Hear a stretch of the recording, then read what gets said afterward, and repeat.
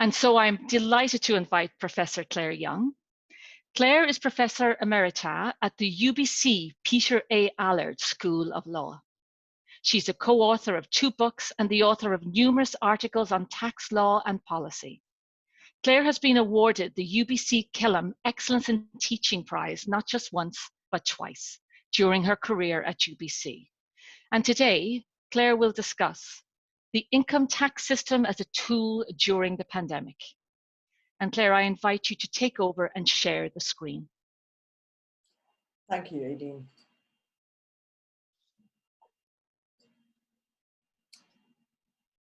Okay, I'm hoping everybody can see my slide. Yes, Claire. Okay, thank you. So look, it was probably about 2 months ago that I first thought about how the tax system might be used during this pandemic. I have to say it feels like 10 years ago now. But essentially my thoughts then were pretty rudimentary, and I have to say at this point that none of my ideas back then have actually seen the light of day. Having said that, I think it's a really important issue for us to think about as we have seen the government move forward. I just have to say the speed with which change has happened, the measures that have been introduced, they're absolutely unprecedented. I've been working in this area for over 30 years, and generally speaking, we have 2 pieces of legislation a year for the tax system, one a kind of administrative cleanup statute, and one the budget, which I think you're all familiar with. And you know, the preparation that goes into those policies, the implementation of them, it involves lots of research, it involves cabinet committees, it involves consultation beyond the tax world and so on. But right now what's happening is an announcement is made one day, the legislation is popping up within a day or 2, and then it's implemented, and then it's changed and amended, and it's kind of what I call drafting legislation on the fly. And even today, we have seen some changes. In my talk, I'm not going to be doing or talking about the Canada Emergency Student Benefit because we didn't have the full details of that until yesterday. Applications for it do open tomorrow. If you're interested, go on the CRA website. Another announcement today, major relief for the fishing industry. And again, we haven't seen the documentation on that, but this is just an ongoing, exciting, actually, time to work in the tax field. So what I'm doing today, though, is I'm planning to explore the new tax measures from a tax policy perspective. I'm not as interested in the minutiae of them as I am in the policy underlying them. And that means that I have to introduce you to a little bit of tax theory. And what I'm going to talk about first is what we call tax expenditure analysis. I always open my tax policy course at the university, or I did when I was working there, by saying that our tax system is one of the most important political, social, and economic tools that any government has at its disposal. And especially now, we are seeing how true that is. And the point here is, you think of the tax system and you tend to think of revenue raising. So you pay your taxes, the government takes the money, collects it, and then allocates it to certain programs, national defense, healthcare, whatever. But what we don't think as much about is what I would call the spending side of the tax system. And that's what tax expenditure analysis focuses on. What we're talking about here in the colloquial phrase would be tax breaks. Anytime you have a deduction in the computation of income, an exemption from tax, the ability to defer your taxes, a tax credit, those measures are actually part of a spending program. Because what the government is doing is it's foregoing the collection of tax you would otherwise pay and allowing you to keep that portion because of whatever the particular tax provision, the deduction, exemption, and so on, is related to. So we then think of that side of the system as a spending program administered by the tax system. And just let me give you a very quick example. Many of you may be familiar with the child care deduction. If you have a child, there are certain conditions, you may deduct a certain percentage or a certain amount of the expenses associated with childcare for your child. Now, that is a measure obviously delivered by the tax system. And one of the things that the tax authorities do every year is they publish a statement of account. In other words, they detail the cost of every single tax expenditure, every single tax break. And actually, I find this riveting reading. Others don't seem to share my views. But anyway, so the childcare deduction, the government for 2020 is spending $1.5 billion by virtue of giving a deduction for those expenses. That's the taxes they've foregone. Now that 1.5 billion, if you're thinking in the broader policy area, the government could say, well, instead of using the tax system, we'll build more childcare centres. Or they could say, well, what we'll do is we'll directly subsidise childcare, as Quebec does. We will give you childcare for $10 a day and we'll subsidise the rest of it. So they have many policy options that they could use, but they've chosen to deliver the subsidy through the tax system. So my next point is that because of this, because we see it as a spending program, we actually evaluate the effectiveness of these expenditures in a slightly different way. So for what we call the structural side, and that's the revenue raising side, so things such as who pays tax, what's the unit of taxation in Canada, you pay tax as an individual, yes, there are certain provisions for spouses. What's the taxation period in Canada? It's the calendar year. Those are structural things associated with the revenue raising side. And so we apply economic criteria to evaluate their effectiveness. And the criteria include things such as horizontal equity. We should treat equals equally. So for example, if I earn $50,000 in an employment situation, if you earn $40,000, but your boss pays for your kid's university, and that's a $10,000 payment, we both actually benefited to the extent of $50,000. We will both pay tax on that $50,000. Your fringe benefit is included in income. That's horizontal equity. And then there's vertical equity, which again is an economic criteria.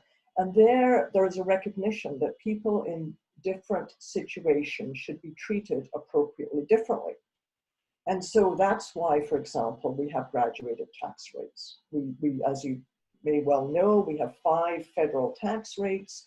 The higher your income, the higher the tax rate on that income above the level. So for example, I often hear people saying, oh, I pay tax at 50% or whatever.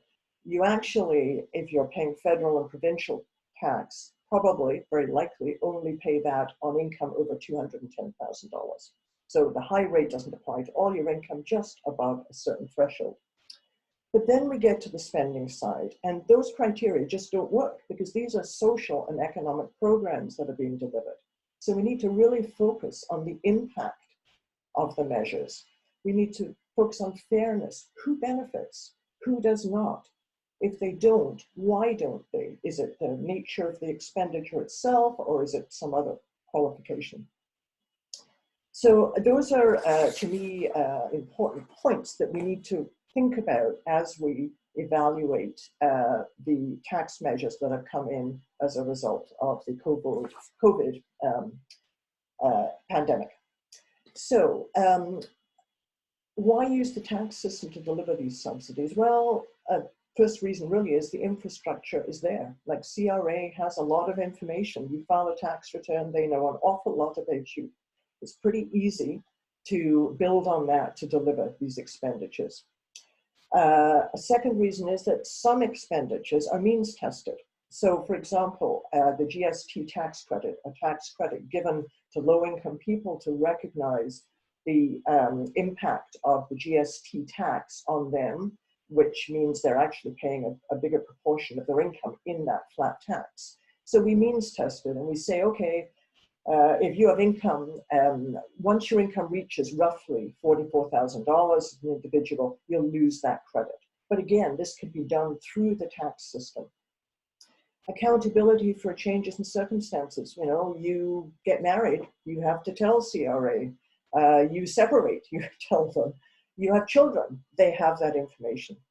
And I think the final reason, because again, remember, these are really grant programs, they're subsidies, is the ability to monitor and audit. Essentially, CRA can come back to you, as they may well have done to many of you, and say, wait a sec here, you're claiming these charitable donations, you filed electronically, send me the receipts, I want to see it. So it's an ability to come back and make sure the information that is provided by you is correct. So those are some sort of practical reasons why the tax system is used to deliver subsidies such as this. So now I want to move to the tax measures related to COVID-19. And there are basically three different types. First of all, there are administrative rules.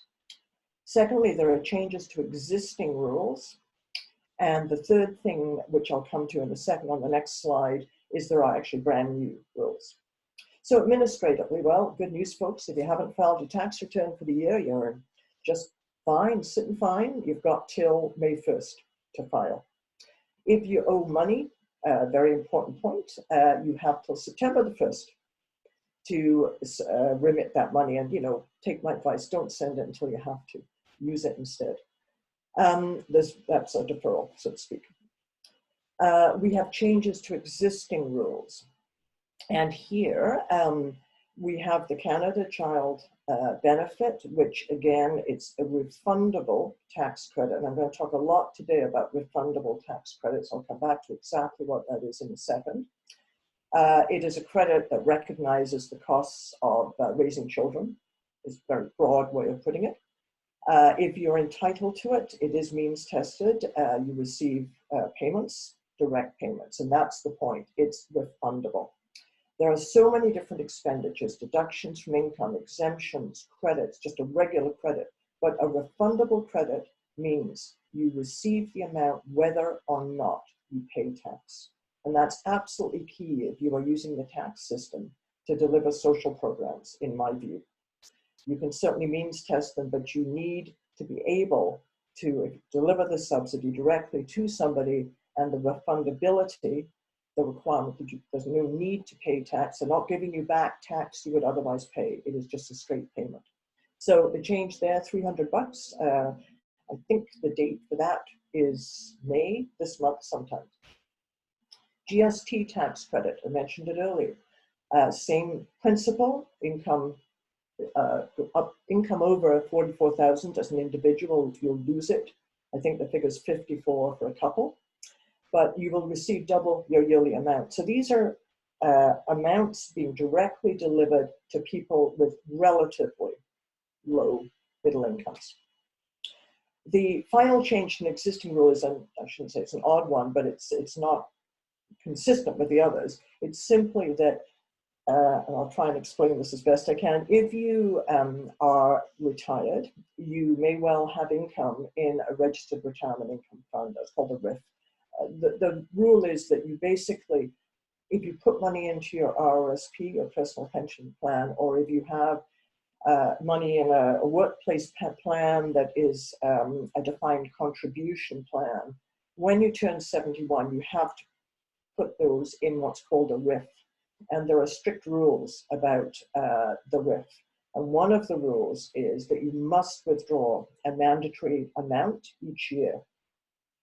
What the government has done is reduce that mandatory amount for 2020. And so it's reduced by 25%. So if you are required to take out $10,000, this year you only have to take out $7,500.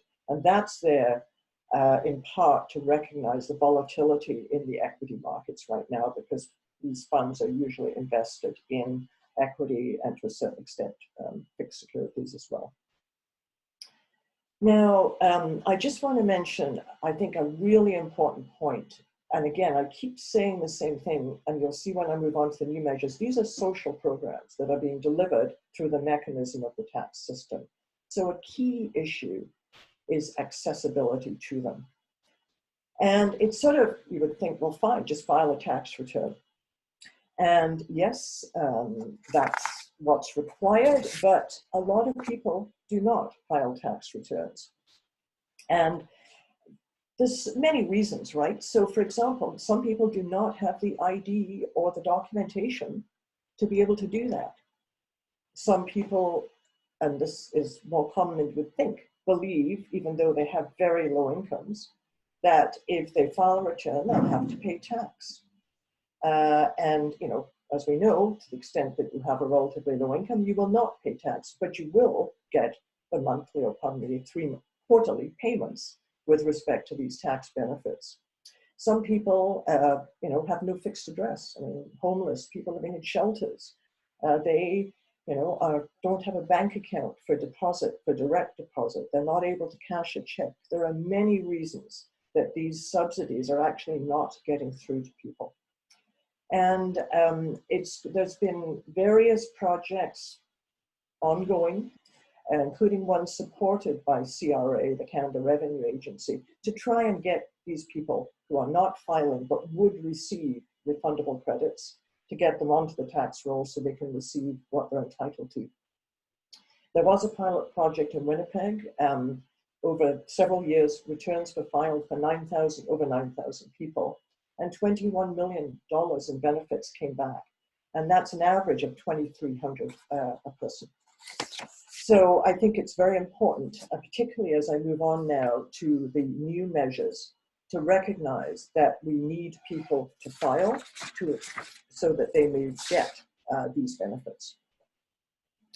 So the first benefit that I want to mention is the Canada Emergency Response Benefit. I think everyone's heard a lot about it, certainly in Canada, the CERB. And I say they're drafting on the fly again. I just am so thankful. I used to work as a legislative counsel when I was a younger lawyer drafting legislation. I'm so happy I don't do that now because that office has to be overwhelmed. The people that work for revenue or for CRA at the moment. It's being done just so speedily, as I mentioned. So for example, on April the 6th, the rules for CERB were released. On April the 15th, the rules were completely changed. The eligibility criteria were considerably expanded to include, among others, and I'll come to the details in a second, but seasonal workers, people who've lost or run out of EI, and others. At one point, CRA was receiving 400,000 applications an hour. So if you're wondering why, when you go onto the CRA website and you're trying to find your notice of assessment, and they're saying to you, go back, come back another day, this is why, because the website has to be completely overwhelmed, not just this particular benefit, but the other ones, because they're all being run in this way. With respect to CERB, the estimate is, and I think this is actually very conservative, I read this about 2 weeks ago, is that 40% of workers will be entitled to it, and that's 8.5 million people. I think that is too conservative, actually. So roughly speaking, the basic rules, as many of you may know, it's $2,000 for a 4-week period. It's been extended to October 3rd now, and I think it may well be extended again. You have to apply for each 4-week period. In terms of eligibility, it's for workers who've stopped working because of COVID, they've lost their job, or, and this is in addition to it, their hours, they sought a job, but their hours have been reduced. They may be taking care of people who are in quarantine for COVID, or they may be taking care of children or the elderly or dependents because a care facility is closed due to COVID, or they may have run out of EI. Those are the basic eligibility criteria. There's also a restriction on how much other income you can earn and receive CERB, and that is $1,000 for a period of 14 consecutive days in the 4-week period. You can't claim EI if you're getting CERB, and there's been a lot of, I think, misunderstanding around that. It applies to the employed and the self-employed. You must, as I said, apply every 4 weeks, and key point, the amount is taxable for 2020. Okay. The other point that I want to make is that There's very little documentation, excuse me, that is required to be submitted at this time. And this, again, is an illustration of making the policy, putting it out there, implementing it, seeing what happens, and adjusting it, but saying we trust you, okay? We know we can come back in the future and review it all. Now, today, I just actually heard Bill Morneau on the radio saying that there's been concern about fraud, about people receiving it who are not entitled. And one of the measures they've done is they put a button on the CRA website that you click if you have actually claimed too much. And apparently people are sending back overpayments. Good for them. The other thing they're going to do, which I think won't go down a treat with employers, is they're going to ask employers for more information so they can cross-match information coming from an employer and the claim by the employee for CERB. So again, that's sort of you put the benefit out there and then you play around with it and you work on the administrative details, the enforcement and so on as time goes on, knowing that you will always at the end of the day, but it may take time, be able to get to the bottom of it because you will have so much information through the CRA system. Now, the other thing, yes, I mentioned it's taxable, and that is key because I'll come back to that point later on. The other major new measure is the Canada Emergency Wage Subsidy, and I'm not going to go into this in detail. It goes to employers, and there's a very broad description of employers, so it would include nonprofits, charities, people you would think of as generally as employers and so on, but it's very expansive. It is basically a 75% subsidy of employee wages for up to 12 weeks. That 12-week period, my guess, will be extended. It's up to $847 a week for each employee. And the employer has to show a reduction in revenue. It's a 15% reduction for the March period. And then for each 4 weeks after that, it's a 30% reduction in revenue. And there's a complicated way that employers have to demonstrate that and so on and so forth, which I won't go into at this time. It's pretty complex, I have to say, and that has been a critique of it. But and the other point to make is that the amount the employer receives is taxable to the employer, but the employer, of course, can deduct any wages paid to employees as an expense. And this inclusion of amounts and income it's an accounting, well, actually it's not really accounting, it is a measure of enforcement, because if you require people to include it in income and then claim their deduction, which is what employers have to do, you've got both sides of the picture, you've got the whole picture. And the tax point here really is this, again, is administered by the tax system and it's delivered by it, and the government is guaranteeing payment 10 days after you apply. I find this absolutely stunning. I just get to say that, having dealt with CRA for most of my life and found them incredibly slow. Now this picture. So here I have to put a little shout out to Aideen, who's the moderator of this. I, as anybody who's watching this and knows me, have I am just useless with PowerPoints. And when Aideen asked me for PowerPoints, I sent her the most boring ones in the world. Well, I sent her the text, but it was dead boring. You should have seen it before. Anyway, she threw in a few pictures, and this one is really handy because my next point is, so what's this costing? How much is all of this going to cost? And again, another thrilling read for some of us is the report by the Parliamentary Budget Officer. Once a year, a big report comes out, and actually, I find it fascinating. You would too, actually. Anyway, the Parliamentary Budget Officer has estimated, and again, this is low in my view, is estimated CERB at 35 billion. Now that estimate, I think, was just before they expanded it slightly. So 35 billion with a B, 73 billion for the for what I call SUS, the wage subsidy. And you know, that figure is just only going to get higher. By way of comparison, because I did say at the beginning, we know the amount of every tax expenditure. We know exactly what the government spends, whether it is giving you a deduction for your contribution to your RSP, whether it is giving you a credit for charitable donations you make, whatever it is, whether it is business getting capital cost allowance, we have an estimate of the cost of those taxes foregone. The biggest personal income tax expenditure, so personal, are tax subsidies for retirement savings, and they clock in at 47 billion for this year. But that is your tax deductions for all the contributions by employers and employees to workplace plans. That includes the deduction you get for contributions to RSPs, and most importantly, it includes the value of the non-taxation of the income earned in those plans. I mean, that's the benefit of retirement savings, is that as long as it is sheltered from tax in an RSP or in a workplace plan, there is no tax payable on the income that accrues to it. And that's just huge. But that is 47 billion. So CEWS is way more than that already. I think CERB will catch up to that pretty quickly.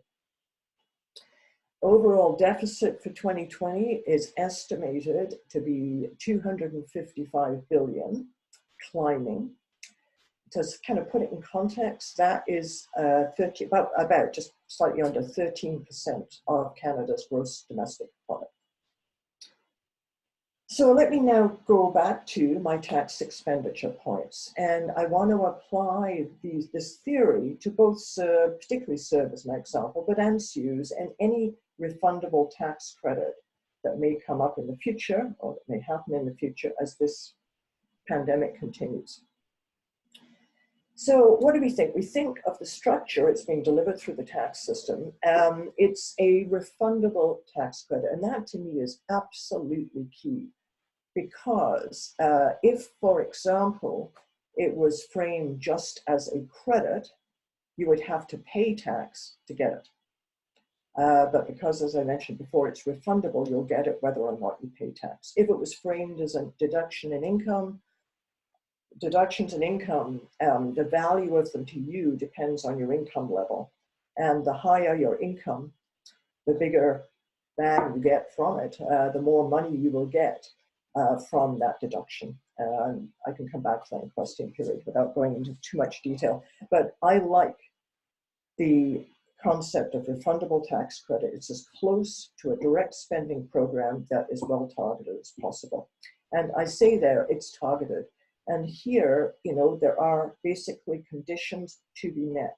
We're not just doing what has happened in the US, which is issue a check signed by Mr. Trump for $1,200 with no conditions attached to it. Now, the only condition, which is that you will get that $1,200 if your income is below $75,000. But it's not targeted to employment, non-employment. It's not targeted to anything to do with COVID. It's simply a $1,200 check signed by the president. Oh, did I mention that already? I think I did. Accountability. Again, we kind of like using the tax system because the CRA can require more information from you. They already have a lot of information. You're not starting from scratch, filling a form in that asks, you know, what's your name, what's your age, what's your sin, you know, all of this.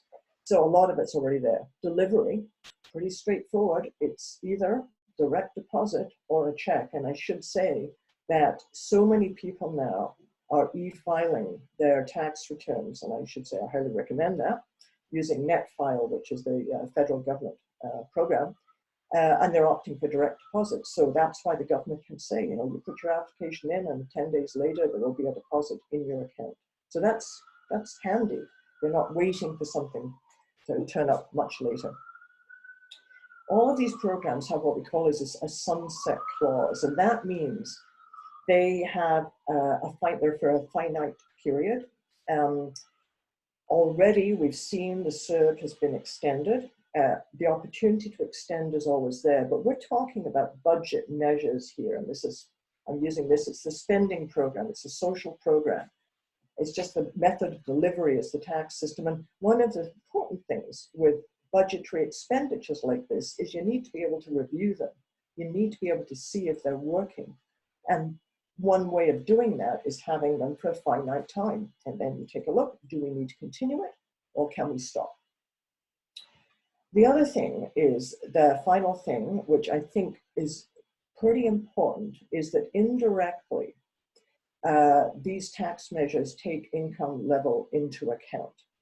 And that's through the future inclusion in income. So if I receive CERB for a portion of this year, but come July, I move on to a job that I earn a considerable amount of money, my 2020 tax return will include my CERB as well as my significant salary or whatever it is from elsewhere. And that means that I'll pay some tax on it. And because we have these graduated rates, the higher my income, the higher the level of tax on that higher income.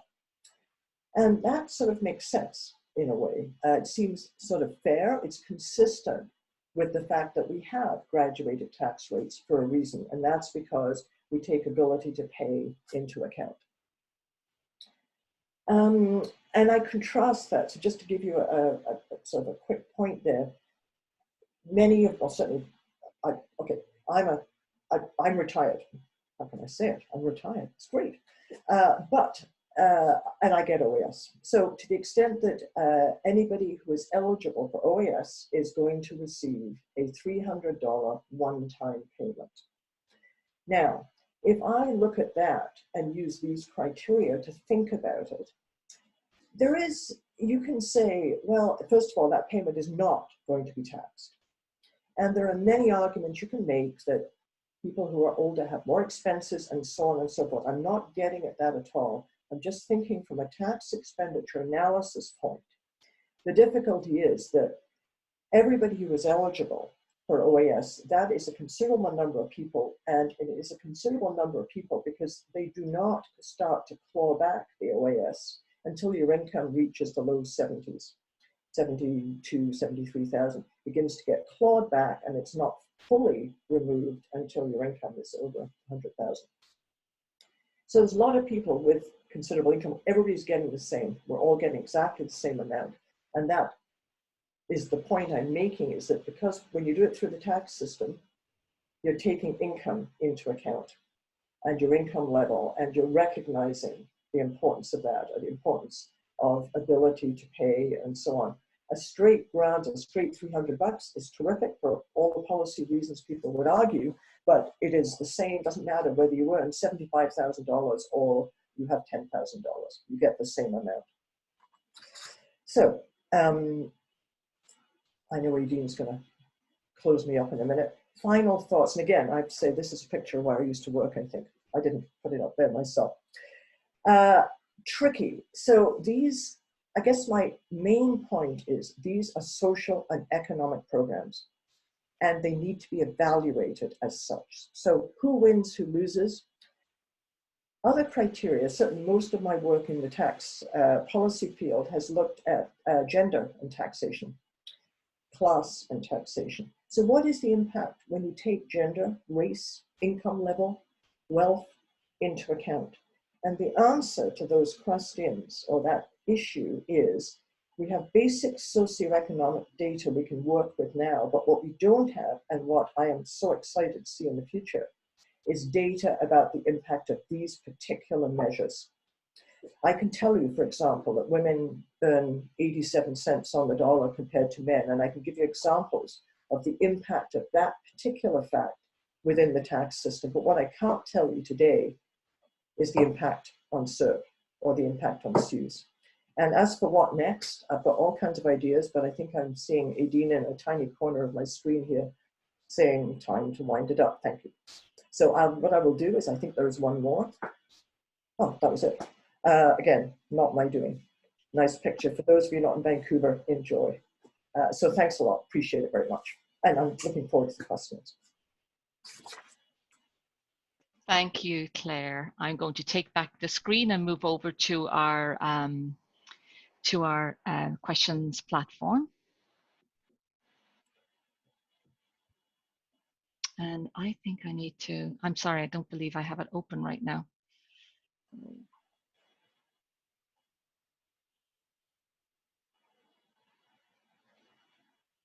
The questions are coming in, Claire, so I will, sorry, bring it up the screen right now and make sure that you can see it and everybody can see it from home. It disappeared while we were.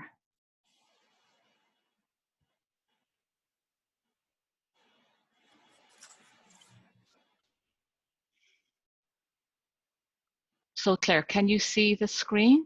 I can just see a picture of myself. I'd love to move on to something else. Okay, then I need to share screen again, just.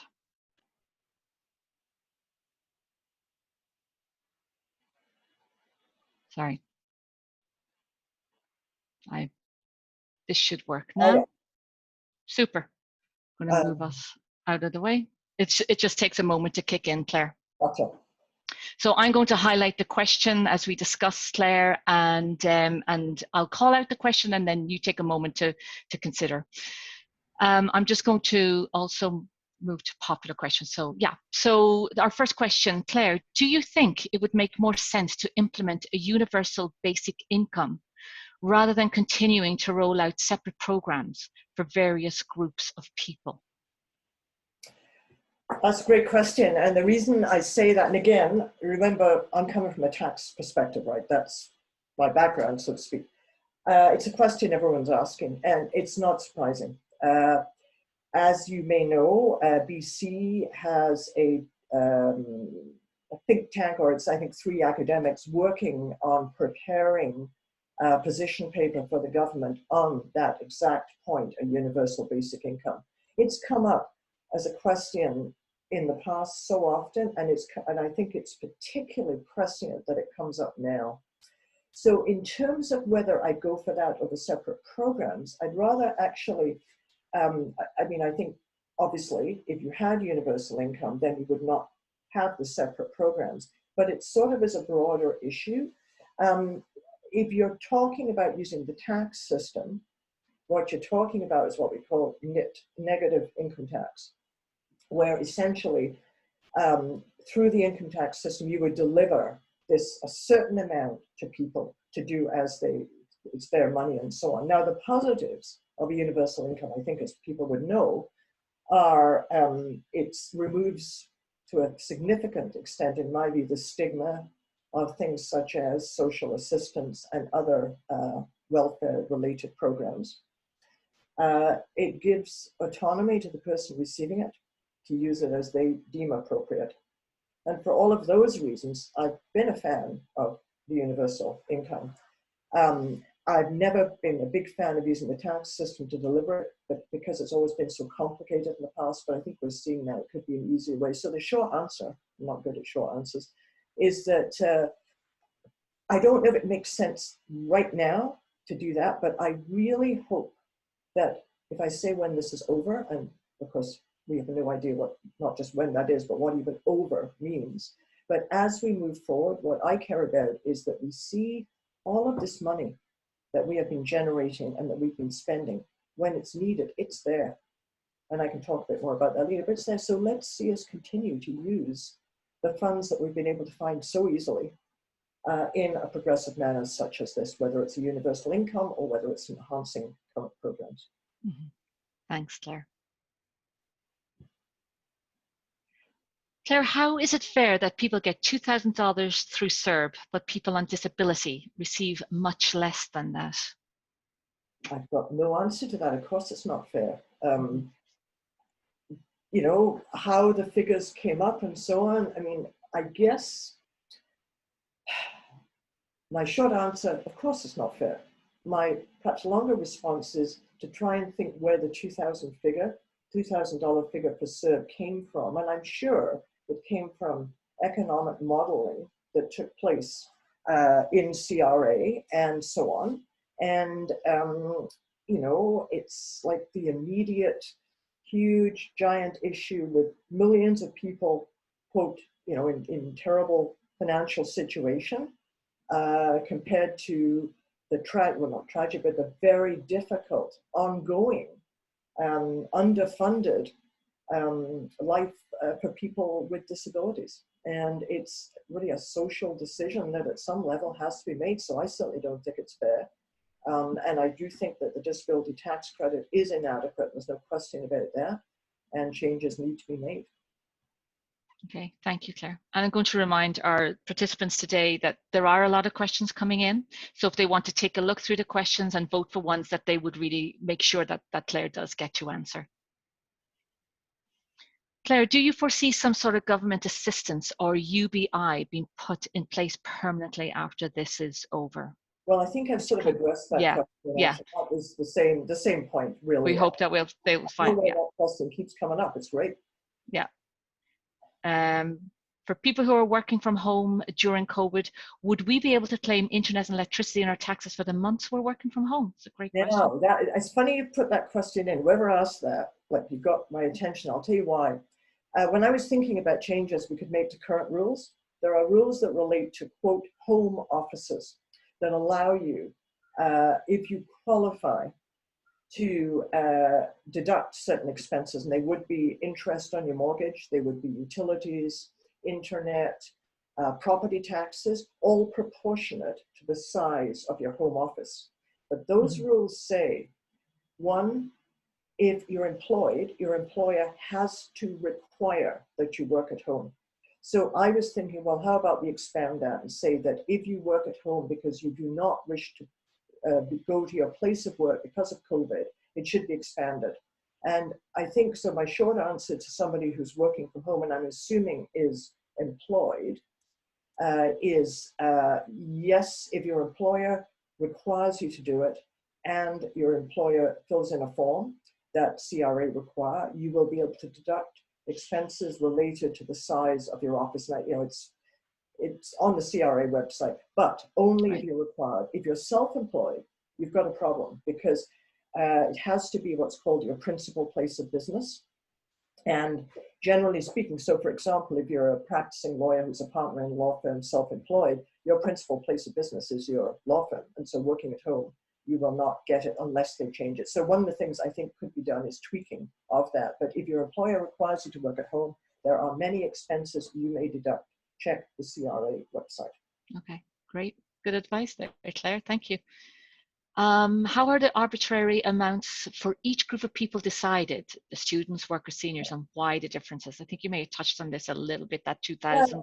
Yeah, I mean, again, this is policy making, right? And, you know, generally speaking, when you think of tax measures that are directed to social programs, so, you know, and I use social program kind of writ large, but, you know, for childcare or the child tax benefit or the GST tax credit or whatever, these emerge as a result of demands and pressure and so on and so forth. And they emerge over time.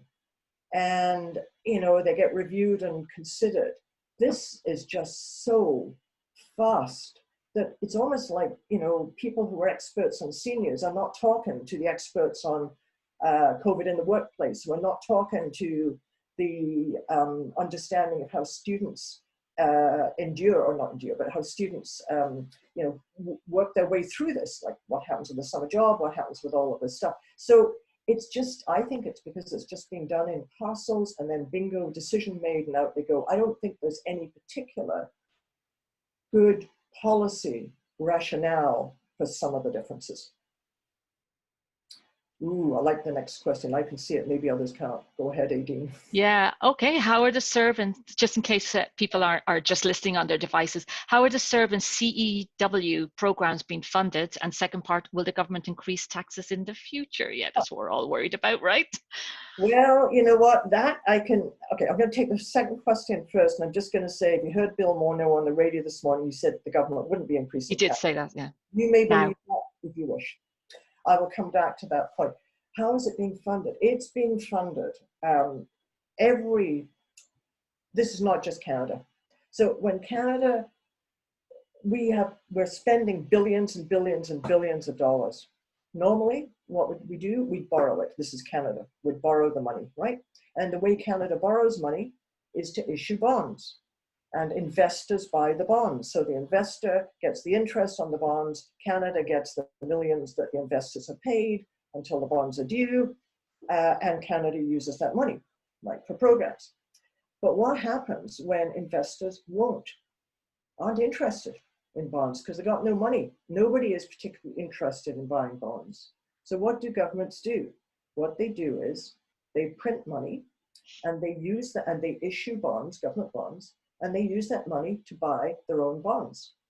Now, you may think this sounds a bit wacky, but it's actually not. It's a version, it's part of quantitative easing.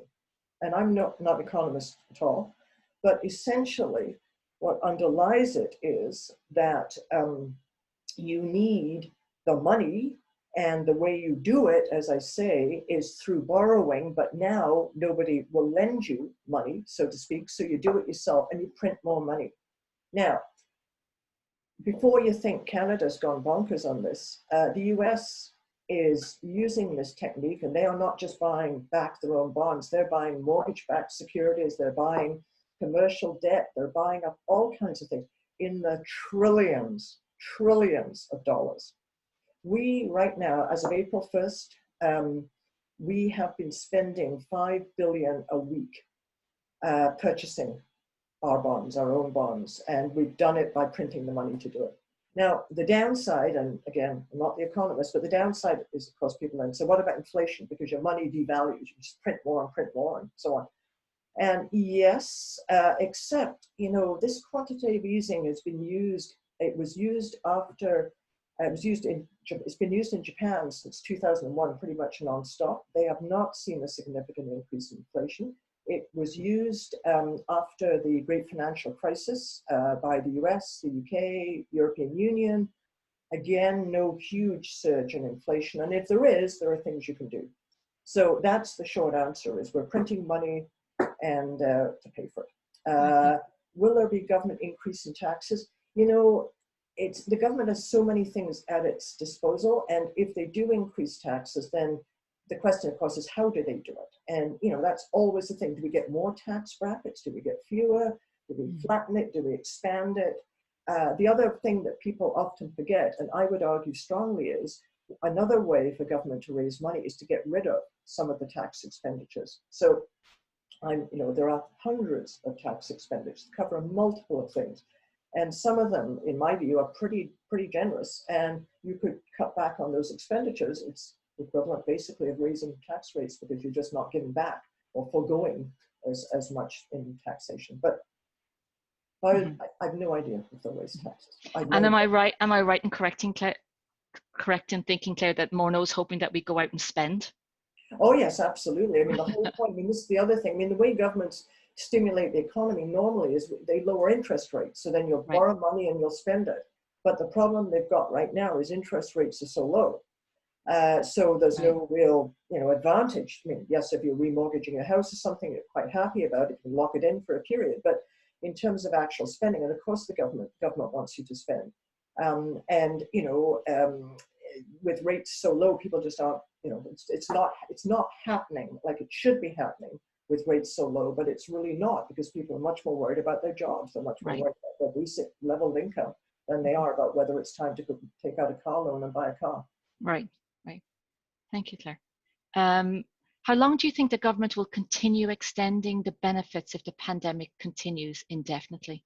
Oh gosh, you give me the hard questions here. You know, your guess is as good as mine. I mean, I actually think, goes back to the first question, and perhaps this is wishful thinking. I don't think they can continue in the current form they are at all. And, you know, if the pandemic continues indefinitely, then the question I'd pass over to health experts and those people is, well, what does that sort of look like? What do we mean? If there's just a case, or, you know, people, you know, 1,000 people dying a day or whatever. I think what will happen is that the push for an annual basic income and the push to stop labeling it for what it is, SERB or SUSE or whatever, will become stronger. And that's sort of my guess. And if that happens, I must say, depending upon how the annual basic income was organized and what it looked like, both in terms of amount, but also entitlement and so on and so forth, I think that's probably what's more likely to happen. Okay, great. What happens if someone is working minimum wage in a grocery store and earning less than they would through SERB? I don't know. It's a short answer. That means I'm tested? No, sorry. it's right. Yeah. No, I mean, the bottom line is, this is the second thing. I mean, if you've had a reduction in hours, yes, you'll qualify for SERB, right? But if your job, you've lost it for a particular reason and so on. But no, I mean, minimum wage is, it varies from province to province, but yep, there's you're not going to get SERB. And again, it goes to a social issue. With SERB, the maximum you can earn a month is $3,000. The $2,000 from SERB and $1,000 from other income. So that's $36,000 a year. It's not much. I mean, it's better than many people would have as income, but it's not hugely significant, because the question I often get is, isn't that a disincentive then to participating in the paid labor force? Like, I'll just take SERB and I won't work, right? And I think the answer is highly unlikely. Yeah. Will the incentives cause a price inflation, as we saw the grocery price increase a bit already? Certain foods, well, right? Again, I don't think it's the incentives doing that. I think it is quantitative easing. I think it is the borrowing of money and so on. I think current prices, my guess is it's a little bit of profiteering and supply and demand. They run out of toilet paper, so they raise the price. I mean, again, I'm not an expert in that, so I'll just sort of leave it at that. But it's not the incentives per se. It's the way government spends the money and the amount of money it spends and so on. Right. Claire, do you think it's fair that healthy workers who lost work specifically due to COVID were the first to be prioritized over more vulnerable populations? I don't think it's particularly fair, and I honestly don't know enough about what is meant by prioritized over more vulnerable populations. Obviously, we have many vulnerable populations, the homeless, those with incredibly low incomes, and so on and so forth. Yeah, I sort of, it's very difficult. Personally speaking, I think it's really, I just obviously believe strongly that we need to do so much more with respect to vulnerable populations. Whether that means one shouldn't provide support at a policy level to people who lose their jobs for COVID, it's difficult to say. Yeah. Claire, the tax system is already biased against women. How can basic income help this, or can it? Oh, well, look, you got another 3 days. So, I know, this is your field, right? Well, yeah, and it's, the way the question is framed, it's a combination. Okay, so the impact of the tax system on women in many respects is negative in certain areas compared to men. So, for example, let's give you a quick example, and then I will try and answer the question. We give huge tax subsidies. I mentioned it, subsidies for retirement savings. So RSPs, they were actually brought in to help women who didn't work outside the home and so on and so forth. So we give these tax subsidies to pension plans. RSPs are a good example. Fewer women contribute. Women contribute less dollars than men, and women who generally earn less than men, which means they're getting less of a benefit from the tax deduction. And I'm not expanding that, but I'm saying that is an example of where men benefit more than women in terms of the value to them of the tax break for their contributions and so on. Now, that's just one teeny example, and I've written tons of other stuff about it. But then the question is, and and there's something missing there from my screen because we've got a picture of myself. Okay, do you want me to read it again, Claire? Second part, maybe. So the second part is, how can basic income help this, and can it? Yeah. Well, again, yes, it can. And basic income can help this, particularly if it's delivered through the tax system by way of a refundable tax credit, because that then eliminates many of the structural impediments that are in the income tax system when it comes to fairly delivering tax expenditures, tax subsidies, right? And, I haven't talked about this at all today, but there are so many I've talked about the refundable credit, which is the fairest way to do it. It doesn't matter if you pay tax or not. It doesn't matter what rate you pay tax at. But other measures like a deferral of tax or an exemption from tax, or particularly a deduction in the computation of income, those have different results depending upon income levels and so what we call upside down subsidies and so on. So basic income would could take care of that if you then correspondingly took out some of the expenditures from the tax system. Mm-hmm. You'd have to do that at the same time. Right. Great. Thank you. Why is the tax rate for middle class so much higher in BC than, for instance, Washington State? Is it expenditure or revenue from industry? It's neither of the two. It's simply that, first of all, there's a multitude of factors, but if you actually look at the numbers, and I don't have them in front of me, but if you crank it through and do the various tax brackets and so on, you find that, for example, you're talking, I assume, income taxes, right? Now, if you take into account taxes on capital, if you take into account payments you would make for healthcare, education, whatever, but particularly if you take in the taxation of capital and you put that together with the taxation of income, then you see they're pretty comparable. And that's because in Canada, we have a very low effective tax rate on capital generally. And by that, I mean, you know, your home is exempt from tax, right? You buy stocks and bonds, you make a profit, right? You'll only pay half the going rate on that. In the US, it's different. The other thing is Washington State has, I believe, succession duties. No, there are state taxes actually down there. We don't have those. So I always worry a bit about the comparison being income tax rates to income tax rates. I'd rather see it be the whole thing, like all the taxes that we pay, including what are colloquially called death taxes. Those are the estate taxes. When you take all that into account, there isn't a huge difference. And then if you take into account the cost of actually going to the hospital, if you don't have insurance of some kind down there, it's sort of, you know, you have to factor more in than just the actual income tax rate, Right. the bigger tax picture. Right. Thank you, Claire. Will the $300 credit for seniors presently receiving the OAS apply if an individual does not begin receiving the OAS until June? Yeah, you know what? I'm only laughing because I don't know. And I say that because nobody knows yet. And we will know. The other question is, it says eligible. And it says eligible in 2020. And I would argue that whoever, doesn't matter when in 2020 you are eligible. It doesn't say receiving, okay? It Right. says the credit goes to people eligible for OAS in 2020. 2020. So I guess yes, but you know, as I say, until we see the fine print. But I was thinking about that the other day because my issue is much more.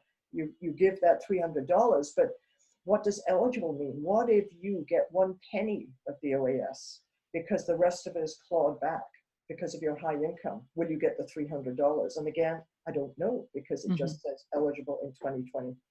Right. Claire, it's gone 2 o'clock. Are you okay to do a few more questions? Oh, sure. Thank you.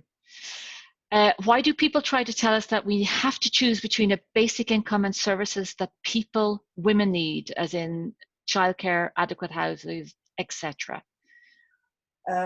We have to choose between basic income and then specific services. Well, I don't think people are saying you have to right now. I think it's the issue, it's a broader issue of a debate about basic income. If we get a basic income, what will still be funded, right? So maybe we would say, yes, basic income. And of course, we believe that childcare must also be funded, you know, and so on and so forth. So it's a matter of figuring out, what does the basic income look like? What's it meant to replace?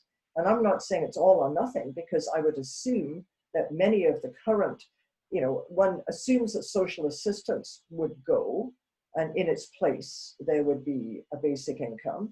But what about other social benefits that are currently given. And that's what's up for debate by everybody. And Ontario had a pilot project on this, which got ditched by the Conservative government there. We have now the project going on here, and it's an open question, what will remain and what won't. So I don't think it's either or. Mm-hmm. Mm-hmm. Can dual US and Canadian citizens who have lost work in the US and returned home to Canada apply for CERB? I'm going to say what I always say in my tax course at UBC. That is a specific question for a tax practitioner. I am not licensed to practice law in British Columbia, and I'm not giving you an answer. Okay. This is what you do. No, it's just getting it close to the edge of what I can do and can't do. I mean, I am actually, sure. I really am a live lawyer, I promise that.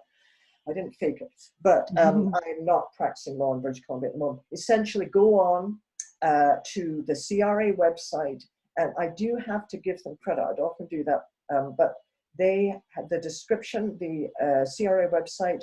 If you just go to the very first page, type in cra.ca, and right first thing that comes up are the new measures, and hit CERB and read it carefully, and it will be pretty. It'll either give you the direct answer. If it doesn't, it will tell you where you find out. Because I can't tell you the answer anyway, even if I could. But okay. Okay. Thank you, Claire. Just two more questions. When you say that CERB is targeted, is this because there is some link to COVID? It seems a bit tenuous. No, I'm not saying I'm saying it's targeted because unlike, for example, the US, where you're just getting an amount that's given to you with no limitations or restrictions really about eligibility other than income level, CERB is targeted because you have to meet a whole list of eligibility requirements. So it's really targeted. And I mean, yes, they're all related to COVID, but that's the purpose of it. But, you know, it doesn't cover other situations. It doesn't cover if you have EI.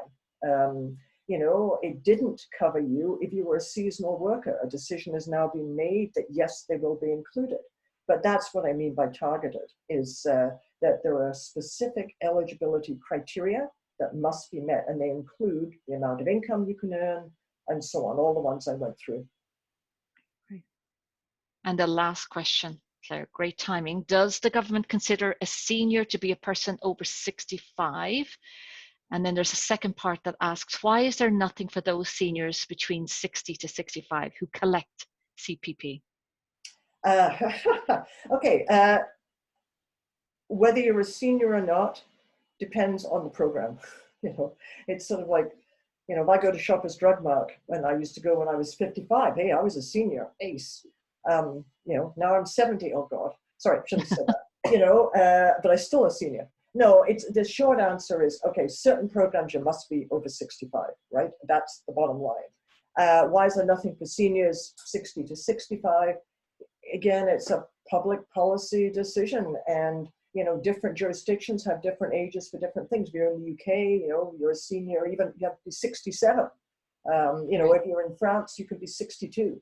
And I appreciate the point about CPP, but that's not related directly to age. CPP is more related to participation in the paid labor force, and I appreciate there are some age restrictions in there, but it's not directly meant, it's meant to reflect, to give you money to reflect the time you spent in the paid labor force.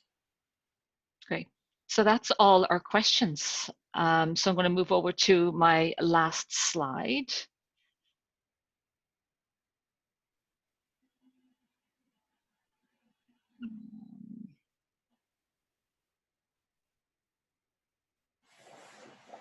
Which is all the way through your slides. Just want to make sure. Just want to check that I'm on my final slide. Claire, can you see my final slide? Thank you, or Dan? Yeah, super. Okay, so Claire, thank you so much for that very informed lecture today.